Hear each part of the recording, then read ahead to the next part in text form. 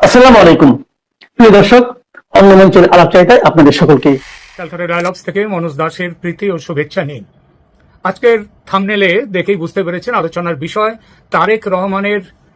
রহমান কি ঘাতকের নিশানায়? বাংলাদেশের গুপ্ত হত্যার ইতিহাস কি আবার নিজেকে পুনরাবৃত্তি করতে চলেছে? এই বিষয় নিয়ে এখনকার আলোচনা। বাংলাদেশের রাজনীতিতে একটি কথা বারবার শোনা যায়, এই দেশে ক্ষমতার সবচেয়ে বিপজ্জনক জায়গা হচ্ছে ক্ষমতার শীর্ষে থাকা। কারণ এই দেশের ইতিহাসে এমন একাধিক অধ্যায় রয়েছে যেখানে রাষ্ট্রপতি কিংবা রাষ্ট্রপ্রধানকে হত্যা করেছে বাইরের শত্রু নয়, বরং রাষ্ট্রযন্ত্রেরই একাংশ।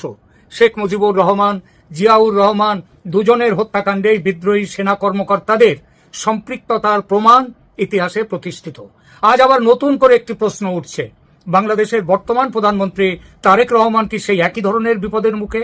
সম্প্রতি এক প্রাক্তন সেনা কর্মকর্তা, যিনি অতীতে জিয়াউর রহমানের খুবই ঘনিষ্ঠ ছিলেন বলে পরিচিত, তিনি দাবি করেছেন যে তিনি একসময় জিয়াউর রহমানকে ঢাকার বাইরে রাত্রি যাপন না করার পরামর্শ দিয়েছিলেন।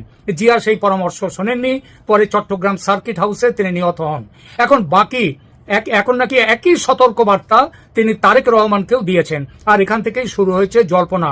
এটা কি শুধু একজন প্রবীণ সেনা কর্মকর্তার ব্যক্তিগত আশঙ্কা, নাকি এর পেছনে রয়েছে এমন কিছু তথ্য যা এখনো সাধারণ মানুষের সামনে আসেনি, পর্দার আড়ালে আছে, কিন্তু পর্দার আড়াল থেকে যে কোনো দিন তার প্রকাশ ঘটে যাবে সামনে? বাংলাদেশের ইতিহাসের দিকে তাকালে দেখা যায় ক্ষমতার পরিবর্তনের সঙ্গে সেনাবাহিনীর সম্পর্ক বহুবার আলোচনায় এসেছে। 1975 সালের 15ই আগস্ট জাতির জনক শেখ মুজিবুর রহমান নিহত। একের পর এক পাল্টা অভ্যুত্থান এরপরে ঘটেছে। 1981 সালে নিহত হয়েছেন রাষ্ট্রপতি জিয়াউর রহমান।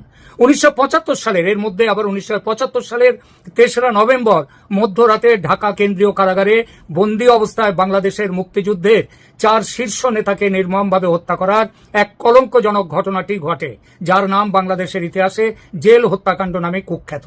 বঙ্গবন্ধু শেখ মুজিবুর রহমানকে সপরিবারে হত্যার মাত্র 2.5 মাসের মাথায় তৎকালীন স্বঘোষিত রাষ্ট্রপতির নির্দেশে বিপথগামী কিছু সেনা সদস্য এই নারকীয় হত্যাকাণ্ড চালায়।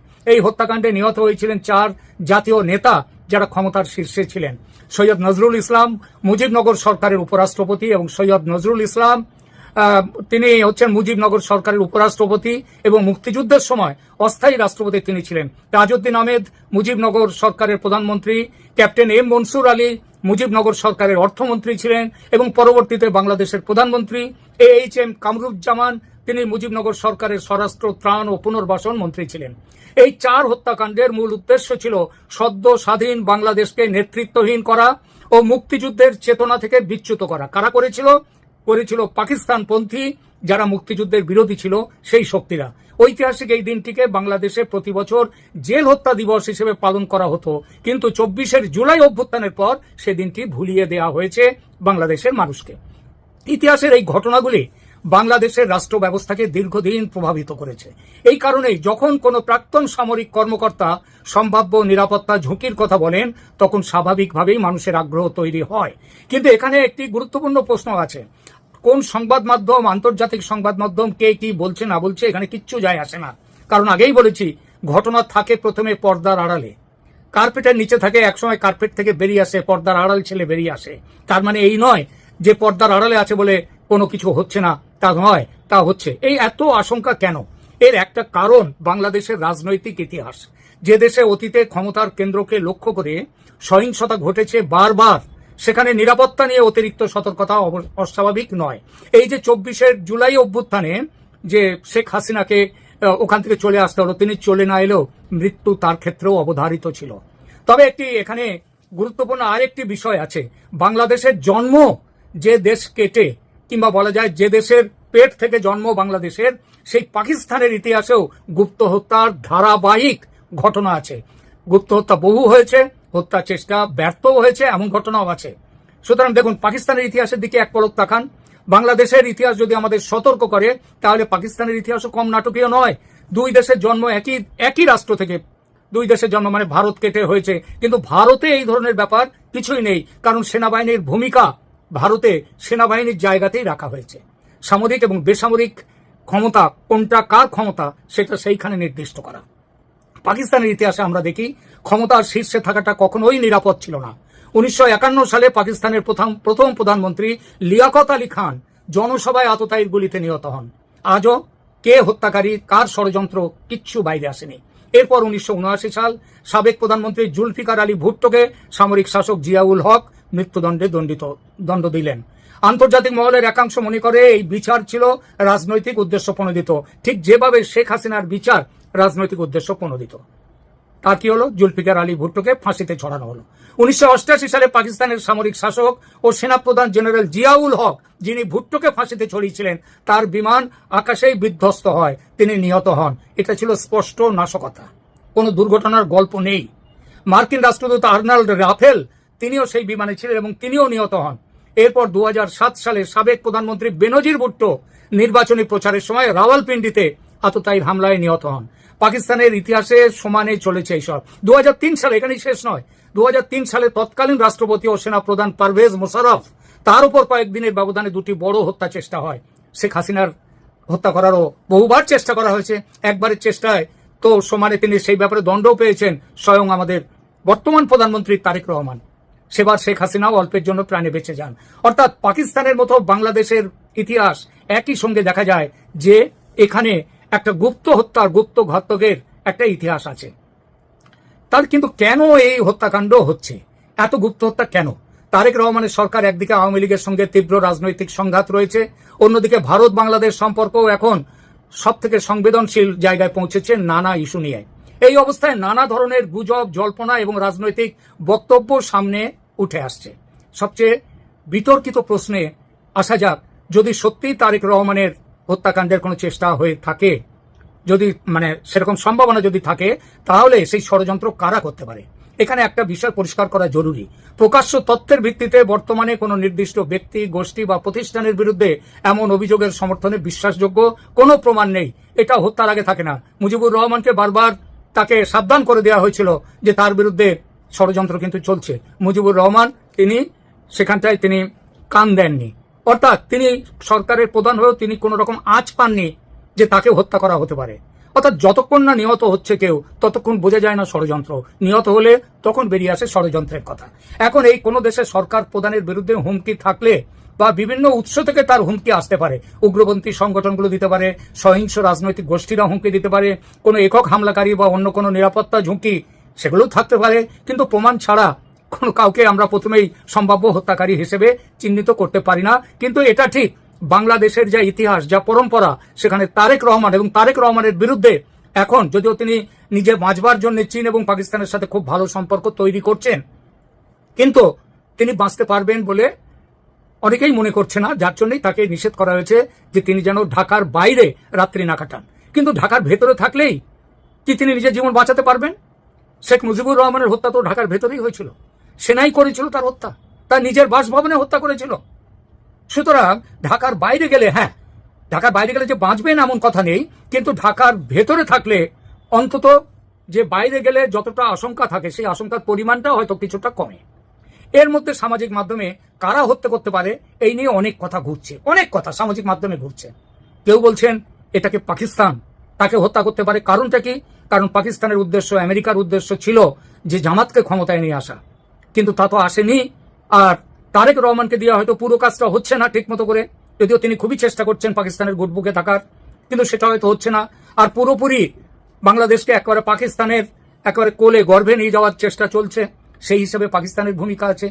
ভূমিকা এখানে অনেকেই বলছে আওয়ামী লীগের গত 2 বছর প্রায় হতে গেল, কই আওয়ামী লীগের মধ্যে এমন কোনো জিনিস দেখা যায়নি যে তারা এই ধরনের কোনো কিছু করতে পারে। তৃতীয়ত হতে পারে কি, সব থেকে যেটা ভয়ঙ্কর সেটা হচ্ছে কি, যে সেনার ভেতরের কোনো গোষ্ঠী তাকে হত্যার চেষ্টা করতেই পারে। বাংলাদেশ সেনার ভেতরে অনেক রকম গোষ্ঠী আছে, এখানে পাকিস্তানপন্থী গোষ্ঠী আছে, উগ্রপন্থীরা আছে, আবার অল্প স্বল্প হলেও ভারতপন্থী গোষ্ঠী আছে, আবার আরো অল্প স্বল্প হলেও তাদের সঙ্গে আছে আওয়ামী লীগপন্থী গোষ্ঠী। তো এরা সব মিলে এরা যে কেউ, আবার গোষ্ঠীর বাইরে ব্যক্তিগত ইচ্ছা থেকে সেখান থেকেও করতে পারে। দেখুন, ইসলামের সব থেকে ওপরের 4 জন খলিফা তারা নিহত হয়েছিলেন এবং সেই নিহত হওয়ার পেছনে যে সব সময় যে কোনো গোষ্ঠীর হাত ছিল তা না, ব্যক্তিগত ঈর্ষা থেকেও, ব্যক্তিগত বিরোধ থেকেও খুন হয়েছেন। এবং তাছাড়া তাদের ইসলামের পন্থা নিয়ে, পথ নিয়ে বিরোধের জন্য কারা খুন হয়েছেন? খলিফারা। সুতরাং ইসলামের মধ্যে যে কোনো কারণেই হোক, হত্যা এবং মৃত্যু, গুপ্তঘাতক, এগুলো যেন জড়িয়ে রয়েছে তার ইতিহাসের মধ্যে। সেই ইতিহাস থেকে বেরিয়ে আসতে পারছে না কোনো মুসলিম দেশের নেতৃত্ব। কেউ বেরিয়ে আসতে পারছেন না। পাকিস্তান বেরিয়ে আসতে পারছে না, এমনকি বাংলাদেশও বেরিয়ে আসতে পারছে না। এর মধ্যে আরেকটি সম্পৃক্ততা, কার ভূমিকা আছে বলে সেটা কথা চলছে। কার ভূমিকা? সেটা হচ্ছে ভারতের ভূমিকা আছে কিনা। কারণটা কি? এই মুহূর্তে তারেক রহমানের উপরে অনেক বড় বাজি ধরেছিলেন আজ থেকে 3-4 মাস আগে ভারত সরকার। তাকে লন্ডন থেকে নিয়ে আসার জন্য ইলেকশন করা, যে মোহাম্মদ ইউনূস তো ইলেকশন করতে চাননি। 5 বছর ক্ষমতায় থাকার প্ল্যান ছিল তার, কিন্তু তা সত্ত্বেও আমেরিকা এবং ভারতের যৌথ চাপে ইলেকশন ডাকতে হয়েছিল। এবং সেই ইলেকশনে ভারত মূলত তারা এগিয়ে গিয়ে তারা তারেক রহমানকে ফিরিয়ে আনার ব্যবস্থা করেছে। এবং তারেক রহমানের দিকে তারা যেটাকে বলে গোল্ডেন, মানে অলিভ ব্রাঞ্চ, মানে তাদের দিকে তাদের সমর্থন তুলে দিয়েছিলেন। কিন্তু তারেক রহমান সেই সমর্থনকে তিনি শেষ পর্যন্ত মর্যাদা দেননি। এখন এই মুহূর্তে ভারত এবং বাংলাদেশের সম্পর্ক সেই ইউনূস আমলের মতো তলানিতে এসে নেমেছে। এই পরিস্থিতিতে অনেকেই যেমনভাবে স্বাভাবিক যেটা বাংলাদেশের পক্ষে, তারা বলছে যে তারেক রহমানকে হত্যার পরিকল্পনায় ভারত থাকতে পারে। আবার এই সঙ্গে অনেকেই বলছেন যে ভারত যেমন পাকিস্তানে একের পর এক সন্ত্রাসবাদী নেতারা তারা মারা যাচ্ছে, তাদের খুন করা হচ্ছে, বাংলাদেশেও বেশ কিছু খুন সম্প্রতিকালে হয়েছে, হত্যা হয়েছে। তার পেছনেও একটা দিক থেকে ভারতের সম্পৃক্ততার একটা কথা উঠছে। কারণ অজিত ডোভালের এই ব্যাপারে অনেক সুনাম বা দুর্নাম সেগুলো রটছে। সুতরাং বাংলাদেশের এই তারেক রহমান হত্যার মানে আশঙ্কার পেছনে ভারতের ভূমিকার কথা অনেকে বলতেই পারে। কিন্তু আবার বলি, ভারতের বিরুদ্ধে এই ধরনের কোনো ষড়যন্ত্রের কথা কোনো প্রমাণিত নয় সেটা। তবে একটা জিনিস তো বলাই যায়, সর্বোচ্চ দপ্তরে, সর্বোচ্চ স্তরে তার শত্রুকে হত্যা করা কিংবা রাজনৈতিক কারণে কাউকে হত্যা করা, তার বহু প্রমাণ ইতিহাসে ঘটে গেছে। লাল বাহাদুর শাস্ত্রীকে নিয়ে যাওয়া হয়েছিল তাশখন্দে 1965 ভারত পাকিস্তান যুদ্ধের পর। তারপর যে পরিস্থিতিতে তাকে পাওয়া গিয়েছিল, তার মৃত্যু ঘটেছিল, সেই মৃত্যুর কোনো পোস্টমর্টেম, ময়না তদন্ত আজ পর্যন্ত হয়নি। এখন অবশ্য হওয়ার কোনো প্রশ্নই নেই, কিন্তু তাশখন্দ ফাইল সেখানে দেখানো হয়েছে, সেখানে পরিষ্কার বলা হয়েছে এই হত্যাকাণ্ডের পেছনে আর সোভিয়েত রাশিয়ার কি ভূমিকা থাকতে পারে বা কি ভূমিকা ছিল। এরকম বহু হত্যাকাণ্ড ঘটেছে আমাদের দেশে এবং বিদেশে সর্বত্র। সুতরাং রাজনৈতিক কারণে তারেক রহমানকে কোনো বিদেশি শক্তি যে হত্যা করতে পারে না এমন ঘটনা নয়। যদিও বাংলাদেশের ইতিহাসে শেখ মুজিবুর রহমানকে যারা হত্যা করেছিল তাদেরকে আপনারা মনে করেন তারা সব দেশের ভেতর থেকে তারা তাদের নিজেদের ইচ্ছায় করতে গিয়েছিল হত্যা? একদমই নয়। তারা একটা আন্তর্জাতিক ষড়যন্ত্র, পাকিস্তানের ষড়যন্ত্র, তার ঘুঁটি হিসেবে, হত্যাকারী হিসেবে তারা গিয়েছিল। একই অবস্থা জেল হত্যাকাণ্ড তো ঘটেছিল। সুতরাং তারেক রহমানের হত্যার ঝুঁকি, কিন্তু যে আশঙ্কার কথা বলা হয়েছে সেটা মিথ্যা নাও হতে পারে। কারণ বাংলাদেশ, পাকিস্তান তাদের ইতিহাস এর পক্ষেই সমর্থন দেয়। দেখা যাক ভবিষ্যতে কি আছে বাংলাদেশের কপালে, কি আছে তারেক রহমানের কপালে। তবে একটা জিনিস কিন্তু মনে রাখতে হবে, শেখ হাসিনা বলেছেন ডিসেম্বরের মধ্যেই, আমি আবার বলছি ডিসেম্বর নয়, তিনি অক্টোবর নভেম্বরের মধ্যেই তিনি দেশে ফিরবেন। এই ব্যাপারে আমেরিকা এবং ভারতের মধ্যে একটা সমঝোতা হয়ে গেছে। এই সমঝোতার প্রেক্ষিতে আবার কোনো রাজনৈতিক ডামাডোল যদি বাংলাদেশে করবার ইচ্ছা কারোর থাকে, সেটাকে একেবারে উড়িয়ে দেওয়া যায় না। এখনকার মতো এখানেই রাখছি। ভালো থাকবেন, ধন্যবাদ।